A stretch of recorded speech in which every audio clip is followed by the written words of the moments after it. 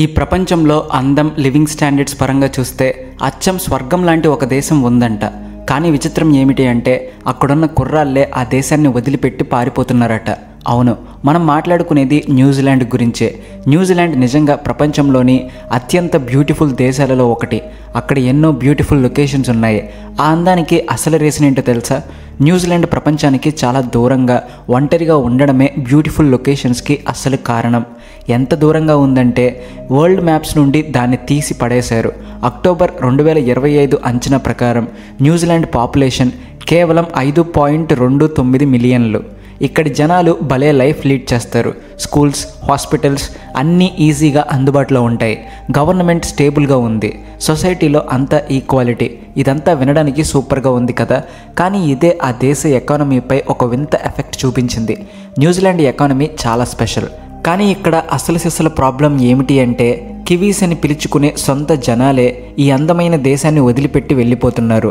అంత అందమైన దేశాన్ని వదిలిపెట్టి వెళ్ళిపోవాల్సిన కారణం ఏమిటి? ఇంత చిన్న దేశమైనా ఇంతమంది ఇక్కడ నుండి ఎందుకు చెక్కేస్తున్నారు? అదంతా తెలుసుకోబోయే ముందు ఒక చిన్న రిక్వెస్ట్. మీరు మా ఛానల్ ఇంకా సబ్స్క్రైబ్ చేసుకోకపోతే వెంటనే సబ్స్క్రైబ్ చేసుకోండి. ఈ వీడియో చివరిలో న్యూజిలాండ్ వలసల వల్ల మన దేశానికి ఎలా ఎఫెక్ట్ పడుతుందో చెప్పబోతున్నాం. కాబట్టి వీడియో చివరిదాకా చూడండి. కామెంట్ సెక్షన్లో మీరు వెళ్ళిన ఫస్ట్ ఫారిన్ కంట్రీ ఏంటో రాయండి. ప్రపంచంలో ఫారిన్కు వలస వెళ్ళే వాళ్ళ నెంబర్ న్యూజిలాండ్లోనే హైయెస్ట్గా ఉంది. చాలామంది ఇంటి పక్కనే కదా అన్నట్టు దగ్గరలో ఉన్న ఆస్ట్రేలియాకు ప్రయాణం కడుతున్నారు. ఈరోజు దాదాపు 10% న్యూజిలాండ్ పాపులేషన్ ఆస్ట్రేలియాలో బతుకుతుంది.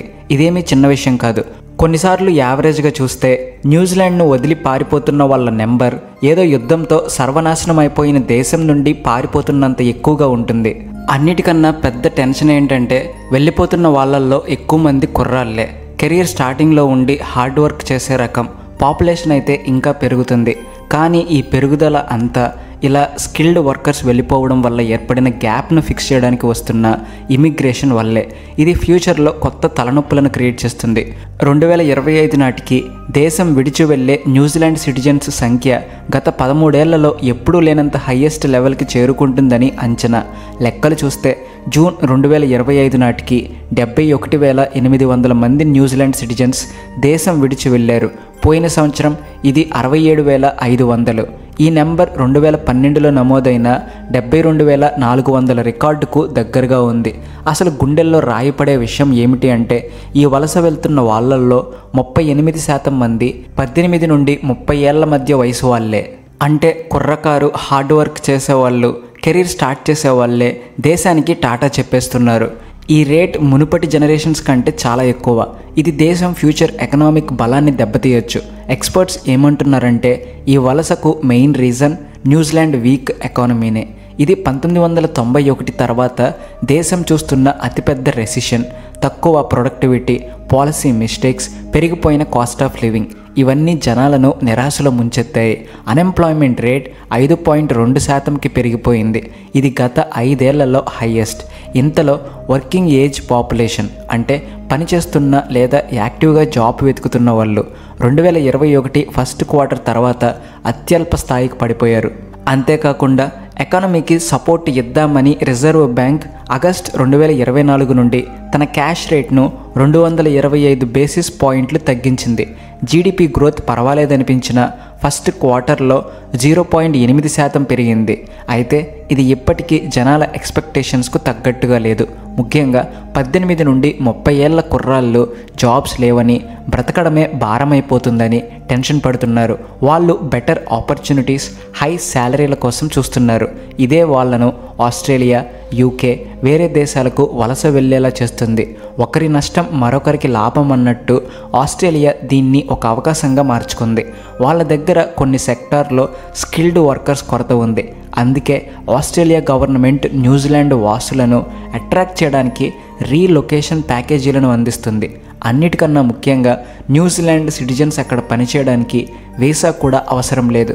న్యూజిలాండ్ మెయిన్ ఇండస్ట్రీస్ అన్నీ agricultural, local economy, real estate, tourism వంటి అక్కడికక్కడే జరిగిపోయేవి. చాలా ఇతర జాబ్స్ పెద్ద సిటీస్, మెయిన్ మార్కెట్స్లోనే ఉన్నాయి. అందుకే చాలామంది కుర్రాళ్ళు బెటర్ ఆపర్చునిటీస్ కోసం ఆస్ట్రేలియాలోని పెద్ద సిటీస్కు వెళ్ళిపోతున్నారు. ఈ బ్రెయిన్ డ్రైన్ కొత్తదేమీ కాదు, కానీ ఇది ఇతర హై ఇన్కమ్ దేశాలలో ఉన్నంత సీరియస్గా అయితే లేదు. ఇక హౌసింగ్ మార్కెట్కు వస్తే దానికి దాని ఓన్ స్టోరీ ఉంది. న్యూజిలాండ్ హౌసింగ్ ఇండస్ట్రీ దేశం ఎకానమీలో సగం భాగాన్ని కంట్రోల్ చేస్తుంది. అందుకే ఇళ్ల రేట్లు ఆకాశాన్ని అంటాయి. దీంతో సొంత ఇల్లు అనేది యంగ్ కివీస్కు అందని ద్రాక్షలా మిగిలిపోతుంది. అయినప్పటికీ ఫారిన్ బయ్యర్స్ ఆస్తులు కొనకుండా ఆపడం లాంటి కొన్ని స్టెప్స్ గవర్నమెంట్ తీసుకున్నా సరే ఏనుగు కడుపుకి జీలకర్ర అన్నట్టు అది పెద్దగా తేడా చూపించలేదు. ఇక న్యూజిలాండ్కు ఎక్కువగా వలస వెళ్తున్న మన ఇండియా ఈ వలసలను సీరియస్గా గమనిస్తుంది. ముందుగా ఎడ్యుకేషన్, జాబ్ సర్చ్ గురించి చూద్దాం. ఇండియన్ స్టూడెంట్స్, యంగ్ ప్రొఫెషనల్స్ చదువుల కోసం, కెరీర్ల కోసం న్యూజిలాండ్కు వస్తారు.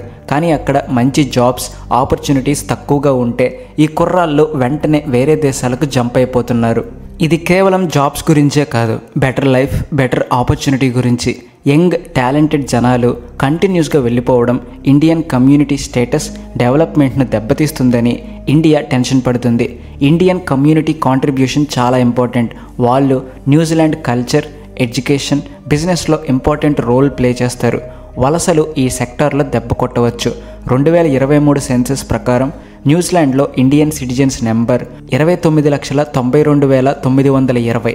ఇది దేశం మొత్తం పాపులేషన్లో దాదాపు 5.8%. దీనివల్ల న్యూజిలాండ్లో ఇండియన్స్ 3వ అతిపెద్ద ఎథ్నిక్ గ్రూప్గా నిలిచారు. అయితే చైనీస్ కమ్యూనిటీ ఇప్పుడు 4వ ప్లేస్లో ఉంది. న్యూజిలాండ్కు పక్కనే ఉన్న ఆస్ట్రేలియా ఈ వలసలకు ఒక ప్రాబ్లంగా మాత్రమే కాదు, ఒక మెయిన్ ఆపర్చునిటీగా కూడా చూస్తుంది. వర్కర్స్ అవసరం వాళ్ళ మెయిన్ టెన్షన్. రాబోయే ఏళ్లలో వర్కర్స్ వచ్చి పనిచేయాల్సిన అవసరాన్ని న్యూజిలాండ్ వాసులు ఎక్కువగా తీరుస్తారని చూస్తున్నారు. న్యూజిలాండ్ యంగ్ హార్డ్ వర్కింగ్ జనాలు ఆస్ట్రేలియాలోని చాలా ఇండస్ట్రీస్కు, ముఖ్యంగా health care, engineering, IT, technology లాంటి స్కిల్డ్ వర్కర్స్ కొరత ఉన్న ఏరియాలలో వెంటనే కాంట్రిబ్యూట్ చేయగలరు. ఆస్ట్రేలియా దీన్ని ఒక గోల్డెన్ ఆపర్చునిటీగా ఫీల్ అవుతుంది. ఈ జనాలు కొత్త ఐడియాలు, ఎనర్జీని తేవడమే కాకుండా దేశం ఎకానమీని ఫాస్ట్గా బలోపేతం చేయడానికి కూడా హెల్ప్ చేస్తారు.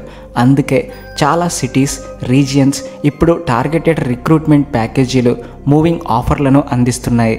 అయితే అన్నీ ఉన్న అల్లుడి నోట్లో శని అన్నట్టు వాళ్ళ చట్టాలు, రూల్స్ ఒక ఛాలెంజ్గా ఉన్నాయి. ఆస్ట్రేలియా ఇమిగ్రేషన్ రూల్స్ కొంతమందిని పనిచేయకుండా లేదా బతకకుండా అడ్డుకోవచ్చు. ఉదాహరణకు క్రిమినల్ హిస్టరీ లేదా సెక్యూరిటీ రిస్క్ ఉన్న వ్యక్తులు కొన్ని కండిషన్స్లో దేశంలో ఉండలేరు. సోషల్, కల్చరల్ ఎఫెక్ట్స్ కూడా ఉన్నాయి. న్యూజిలాండ్ వాసులు ఆస్ట్రేలియన్ కల్చర్కు కొత్త టేస్ట్ కంట్రిబ్యూషన్ తెస్తారు.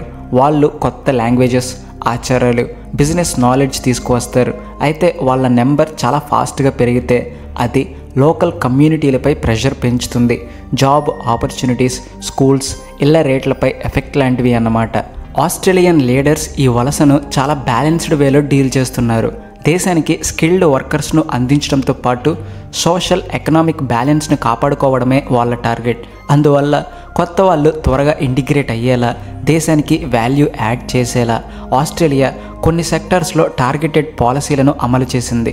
మొత్తానికి న్యూజిలాండ్ నుండి వస్తున్న ఈ జనాల ప్రవాహం ఆస్ట్రేలియాకు ఒకేసారి డ్యూయల్ ఛాలెంజ్, ఆపర్చునిటీ రెండింటినీ తెస్తుంది.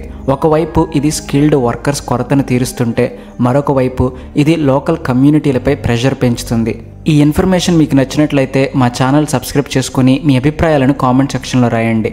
అలాగే వీడియో నచ్చితే please like and share, and also thanks for watching.